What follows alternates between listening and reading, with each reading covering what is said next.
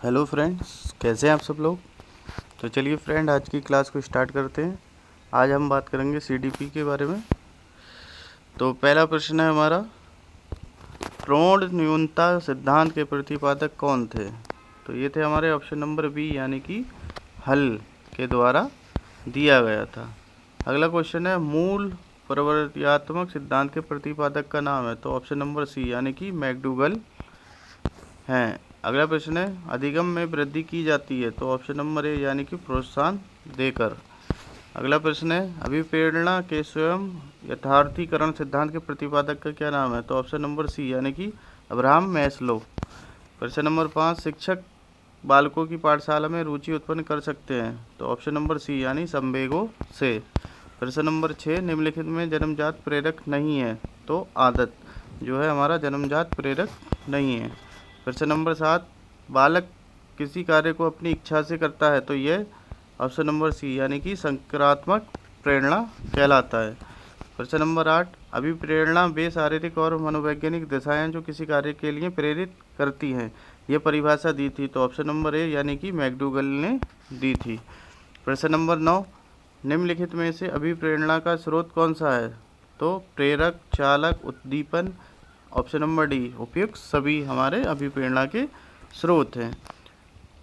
वह कारक जिसे व्यक्ति कार्य करने की का उत्साह बढ़ता है या घटता है, उसे क्या कहते हैं। तो ऑप्शन नंबर ए, यानी कि अभिप्रेरणा कहते हैं।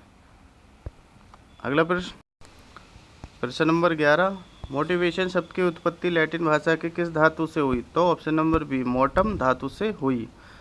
अगला प्रश्न, अधिगम व व्यापार सिद्धांत के प्रतिपादक हैं। तो ऑप्शन नंबर सी, यानी कि किरलाक हल हैं। चलते हैं नेक्स्ट प्रश्न में, फ्राइड ने सबसे अधिक बल किस मूल प्रवृत्ति पर दिया। तो ऑप्शन नंबर बी, यानी कि काम प्रवृत्ति पर अधिक बल दिया। और प्रश्न नंबर 14, कौन सा प्रेरक वातावरण के संपर्क में आने से विकसित होता है। तो ऑप्शन नंबर सी, यानी कि अर्जित प्रेरक विकसित होता है। प्रश्न नंबर 15, बाह्य प्रेरणा को कहते हैं। तो बाह्य प्रेरणा जो होती है हमारी नकारात्मक प्रेरणा होती है, प्राथमिक आवश्यकताओं से उत्पन्न होती है। तो ऑप्शन नंबर डी, यानी कि द्वितीयक आवश्यकताएं होती हैं। निम्नलिखित में से बाह्य प्रेरक कौन सा है। तो ऑप्शन नंबर डी, यानी कि उपयुक्त सभी। ये सभी हमारे बाह्य प्रेरक हैं। प्रश्न नंबर 18, निम्नलिखित में से अभिप्रेरणा किसमें योगदान देती है। तो उचित शिक्षा, चरित्र निर्माण, अनुशासन। यानी कि ऑप्शन नंबर डी, यानी कि इन सभी में अभिप्रेरणा योगदान देती है। प्रश्न नंबर 19, वे प्रेरक जो विभिन्न व्यक्तियों के विभिन्न परिस्थितियों में पालने के कारण विकसित होते हैं कहलाते हैं। तो ऑप्शन नंबर बी, यानी कि व्यक्तिगत प्रेरक कहलाते हैं। प्रश्न नंबर 20, निम्नलिखित में कौन सा जन्मजात प्रेरक नहीं है। तो किताब जो है जन्मजात प्रेरक नहीं है, बाकी भूख, प्रेम, काम ये जन्मजात प्रेरक हैं। चलते हैं अगले प्रश्न पे। तो प्रश्न नंबर 21 है हमारा, अभिप्रेरणा से संबंधित व्यापार का मुख्य लक्षण कौन सा है। तो उत्सुकता। अगला प्रश्न है प्रश्न नंबर 22, कोई भी ज्ञान तभी सीखा जा सकता है जब ऑप्शन नंबर ए, सीखने वाला तैयार हो। अगला प्रश्न है, अधिगम की सफलता का मूल आधार माना जाता है। तो ऑप्शन नंबर सी, यानी लक्ष्य प्राप्त की उत्कृष्ट इच्छा। प्रश्न नंबर 24, प्रेरकों को अन्य किस नाम से जाना जाता है। तो ऑप्शन नंबर डी, यानी कि उपयुक्त सभी हमारी आवश्यकता निर्धारित प्रवृत्ति और स्थायी उद्दीपक जो है प्रेरकों के अन्य नाम जाने जाते हैं। प्रश्न नंबर 25, अधिगम का मुख्य चालक कौन सा है। तो अभिप्रेरणा, ऑप्शन नंबर ए। अगला प्रश्न, निम्नलिखित में से अर्जित प्रेरक नहीं है। तो क्रोध हमारा जो है अर्जित प्रेरक नहीं है।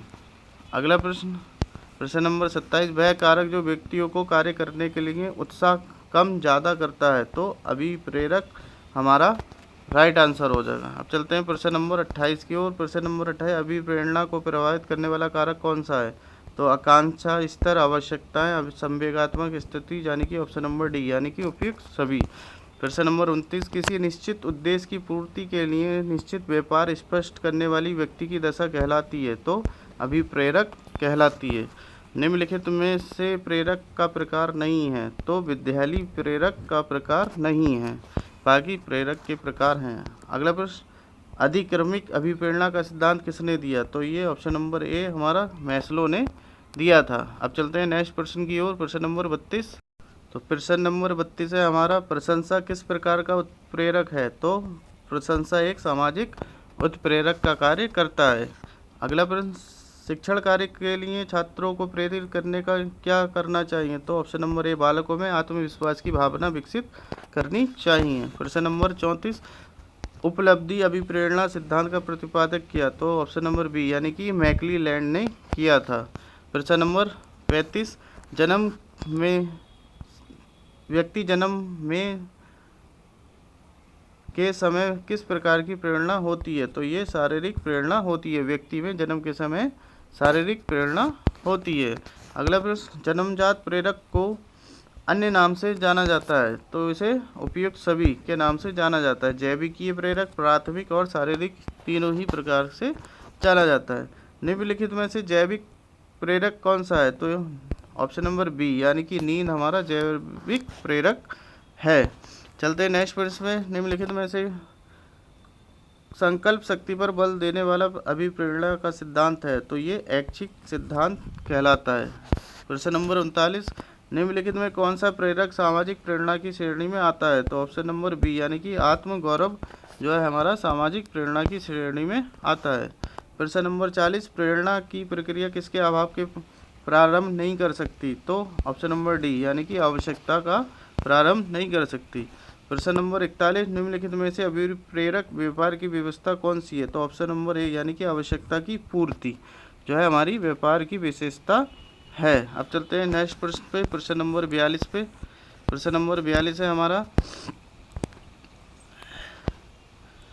निम्नलिखित में से किसमें अभी आत्म प्रेरक का सही रहती है? तो ऑप्शन नंबर बी यानी पढ़ाई करने में सही रहती है।